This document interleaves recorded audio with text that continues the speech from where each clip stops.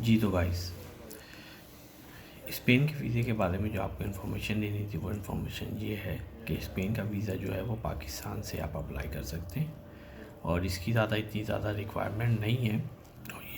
और ये Shenzhen visa है। शेंजन वीज़े का ये मतलब है कि अगर आप स्पेन का वीज़ा ले लेते हैं तो आप स्पेन के साथ जो है वो दूसरी कंट्रियों में भी आप एंटर हो सकते हैं, जैसे कि फ्रांस और इनकी 27 स्टेट हैं यूरोपियन यूनियन की। तो यूरोपियन यूनियन में आप वो सेम वीज़े में आप दाखिल हो सकते हैं। उस वीज़े की रिक्वायरमेंट ये है कि आपके पास एक तो वैलिड पासपोर्ट होना चाहिए और वो 3 मंथ वैलिड होना चाहिए। यानी स्पेन से जब आप आउट होंगे, जो आपने उनको प्लान दिया अपना, उससे जो आप आउट होंगे, आउट होने के वक्त तक वो 3 महीने तक वैलिड होना चाहिए।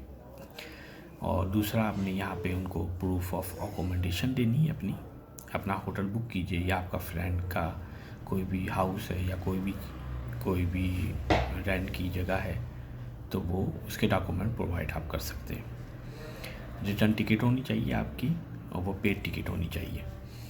और उसके बाद जो है आपका पर्पस ऑफ एंट्री होनी चाहिए कि आपने पर्पस ऑफ एंट्री यानी आपका पर्पस क्या है स्पेन में एंटर होने का, और वो पर्पस डिटेल पर्पस होना चाहिए। डिटेल पर्पस का ये मतलब कि लेट्स सपोज कि आप जा रहे हैं स्पेन 15 डेज़ के लिए, तो 15 डेज़ का आपने उनको प्लान देना है कि 1 to 15 डेज़ के फर्स्ट डे आप किधर जाएंगे, सेकंड डे आप क्या करेंगे, थर्ड डे आप क्या करेंगे। तो आपने इनको 15 डेज़ का प्लान देना है। और इसकी जो वीज़ा फ़ीस है वो यूरो में बनती है 80 यूरो। ये है टूरिस्ट की फ़ीस। टूरिस्ट वीज़ा अगर आपने अप्लाई करना है तो 80 यूरो बनती है फ़ीस। और जब आप ये अप्लाई करेंगे तो ये तकरीबन जो है 2 वीक्स लगाती है एम्बेसी, 2 से 4 वीक्स लगाती है और आपको वीज़ा लगा के आपको दे देती है। इसके लिए आपको बैंक की स्टेटमेंट भी चाहिए होती है। 6 मंथ का कम से कम बैंक स्टेटमेंट आपने इनको देना है। और वह 6 मंथ का बैंक स्टेटमेंट ये है कि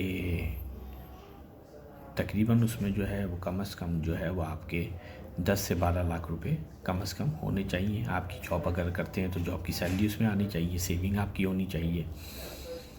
तो वो ये रिक्वायरमेंट मांगते हैं। ये रिक्वायरमेंट है बेसिक टूरिस्ट वीज़े की स्पेन के लिए।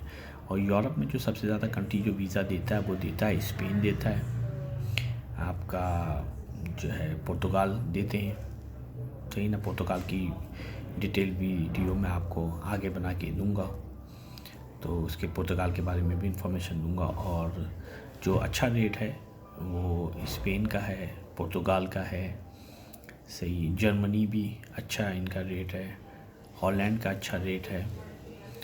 तो ये लोग जो हैं, पोलैंड हो गया, पोलैंड भी शेंजन में आता है, तो ये लोग भी अच्छा इनका रेट है वीज़ा देने का।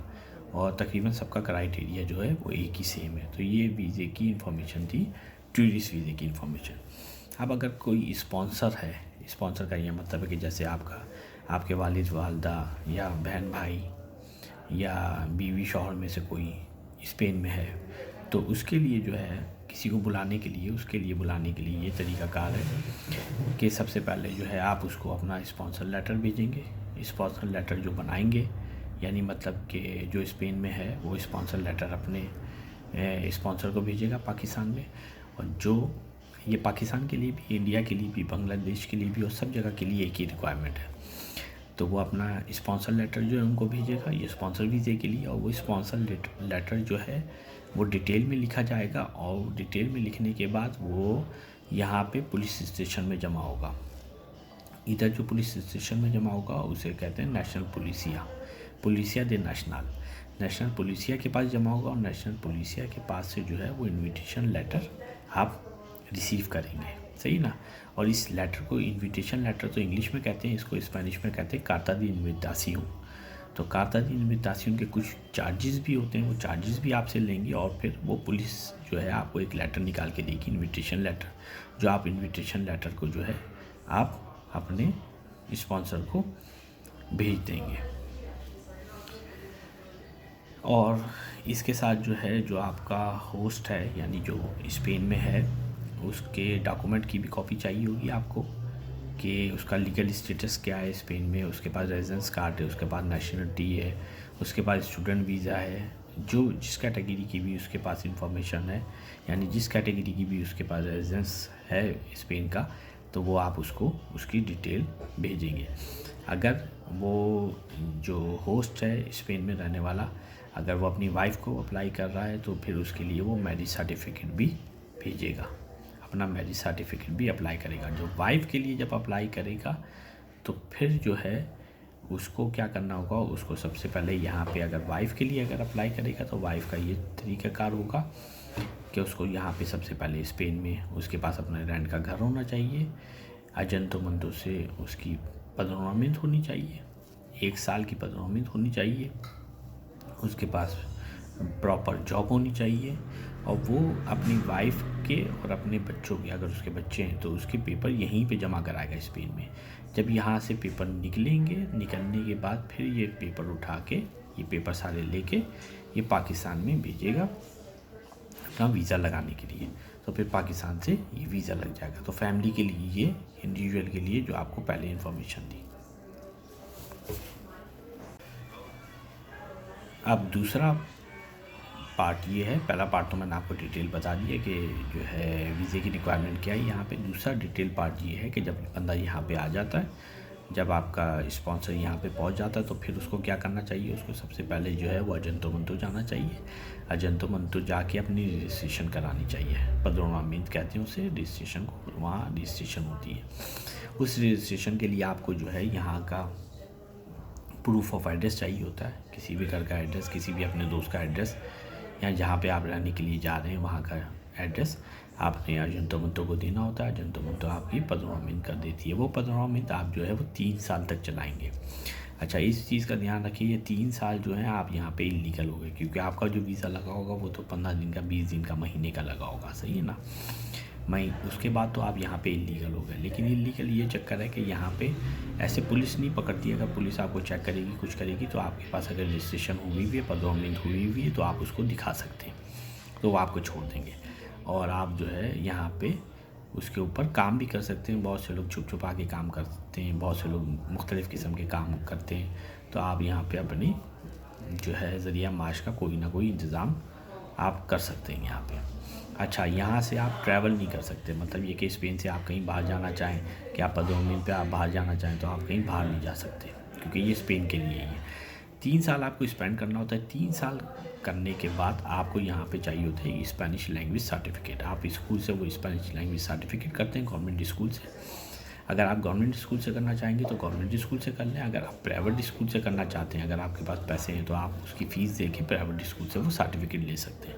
सर्टिफिकेट लेने के बाद जो है, जब आपके यहाँ पे 3 साल मुकम्मल हो जाएंगे, तो आपने यहाँ पे कॉन्ट्रैक्ट लेना होता है काम का, और कंत्रातो दे ट्रबाjo उसे कहते हैं, कॉन्ट्रैक्ट लेना होता है। वो कॉन्ट्रैक्ट जब आप लेते हैं और अपनी 3 साल की हिस्ट्री, पदनामित और अपना कॉन्ट्रैक्ट और अपना लैंग्वेज का सर्टिफिकेट लगा के जब मिनिस्ट्री में अप्लाई करते हैं, तो फिर मिनिस्ट्री जो है उस केस को डिटेल रीड करती है, और अगर आपके हक़ में फ़ैसला करती है तो आपको फिर वो 1 साल का रेजिडेंस कार्ड देते हैं। वो 1 साल का रेजिडेंस कार्ड ये होता है कि आप उसको 1 साल के बाद रिन्यू कर सकते हैं, और आप यहाँ पे लीगली काम भी कर सकते हैं, और आप स्पेन से जो है वो किसी EU कंट्री में भी आप ट्रैवल कर सकते हैं, काम नहीं कर सकते। फिर जब 1 साल कंप्लीट हो जाता है, 1 साल के बाद वो 2 साल का आपको रेजिडेंस कार्ड देते हैं, 2 साल के बाद फिर 2 साल का रेजिडेंस कार्ड देते हैं। जब आपका 5 साल यहाँ पे कंप्लीट हो जाता है, तो 5 साल के बाद वो आपको यहाँ पे परमानेंट कार्ड देते हैं। उस परमानेंट कार्ड पे जो है आप किसी और यूरोपियन यूनियन में भी जाके काम कर सकते हैं। और यहाँ पे नेशनलिटी का तरीका ये होता है कि जब आप यहाँ पे लीगली 10 साल कंप्लीट कर लेते हैं, तो 10 साल के बाद आप यहाँ पे स्पेन की सिटीज़नशिप अप्लाई कर सकते हैं। लेकिन स्पेन की सिटीज़नशिप अप्लाई करने के लिए आपको लाइफ इन स्पेन यहाँ का टेस्ट एक देना पड़ता है, और यहाँ पे एक लैंग्वेज का टेस्ट होता है, दाले का। वो टेस्ट आपने क्लियर करना होता है। वो दोनों टेस्ट क्लियर करने के बाद आप सिटीज़नशिप अप्लाई करते हैं।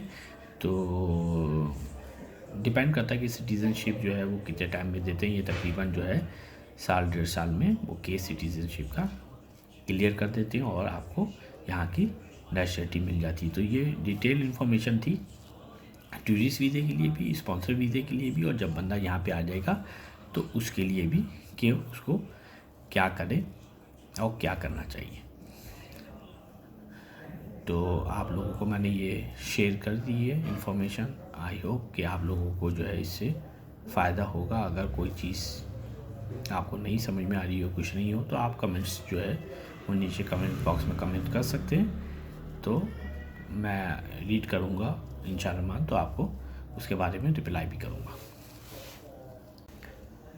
अब थर्ड पार्ट ये है कि वो लोग जो यहाँ पे स्पेन में रह रहे हैं और उनको कोई कॉन्ट्रैक्ट नहीं मिल रहा, 3 साल उनके पूरे हो गए, उनको कॉन्ट्रैक्ट नहीं मिल रहा, तो वो बगैर कॉन्ट्रैक्ट के भी जो है वाइट रेजिडेंसी के लिए यहाँ पे अपना पेपर अपना मिनिस्ट्री में जमा करा सकते हैं। वो रेजिडेंस मिनिस्ट्री क्या करती है, मिनिस्ट्री आपके पेपर एक्सेप्ट कर लेती है, आपको लीगली यहाँ पे कार्ड दे देती है, लेकिन वो वाइट रेजिडेंसी देती है। वाइट रेजिडेंसी का ये मतलब होता है कि आप अपने मुल्क पाकिस्तान जा सकते हैं, पाकिस्तान से आ सकते हैं, लेकिन काम नहीं कर सकते। काम करने के लिए आपको यहाँ पर क्या करना पड़ेगा, आप किसी से कॉन्टैक्ट लेना पड़ेगा, वो कॉन्टैक्ट लगा के आपको देना पड़ेगा, तो फिर आप उस पर जो है वो काम कर सकते हैं। ये वाइट रेजिडेंसी जो मिलती है ये बगैर कॉन्ट्रैक्ट के मिलती है, और बगैर कॉन्ट्रैक्ट के आप इसको जमा करा सकते हैं। आजकल स्पेन में ये बगैर कॉन्ट्रैक्ट के भी आपको रेजिडेंसी दे दें।